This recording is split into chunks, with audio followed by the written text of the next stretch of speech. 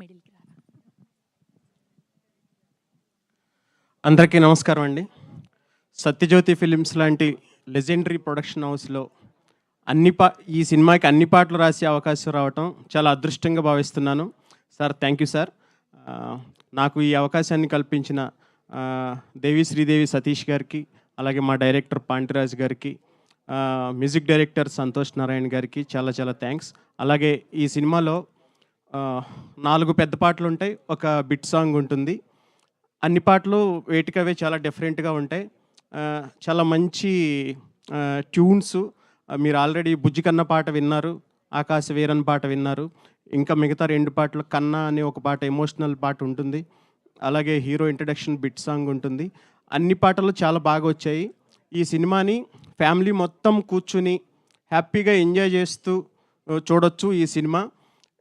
ఎందుకంటే ఈ మధ్యకాలంలో హోల్సమ్ ఎంటర్టైన్మెంట్ అంటే చాలా భార్యాభర్తల మధ్య బాండింగు, అల్లరి, గొడవలు ఇవన్నీ చాలా ఉంటాయి సినిమాలో. మనం అవన్నీ చాలా ఎంజాయ్ చేస్తాం.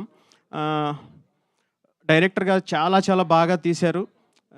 చాలా తక్కువ టైంలో దీంట్లో పాటలు రాయాల్సి వచ్చింది, చాలా బాగా వచ్చాయి. అందరికీ చాలా చాలా థ్యాంక్స్ చెప్తూ, మా విజయ్ సేతుపతి గారు మక్కల సెలవు అని అంటారు, మనం ఇక్కడ ఏమనొచ్చు, నట ఉప్పెన అనొచ్చేమో.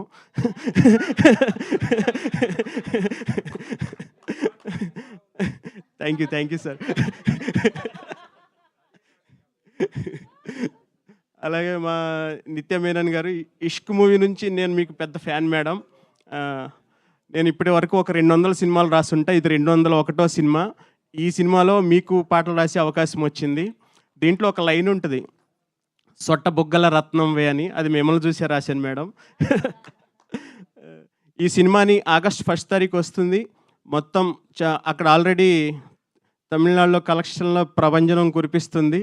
ఇక్కడ కూడా అంతే చాలా బిగ్గెస్ట్ బ్లాక్ బస్టర్ చేస్తారని కోరుకుంటూ, నాకు ఈ అవకాశం ఇచ్చినందుకు మా టీం అందరికీ ఆల్ ద వెరీ బెస్ట్ చెప్తూ thank you very much. Thank you Rambabu garu, thank you so much.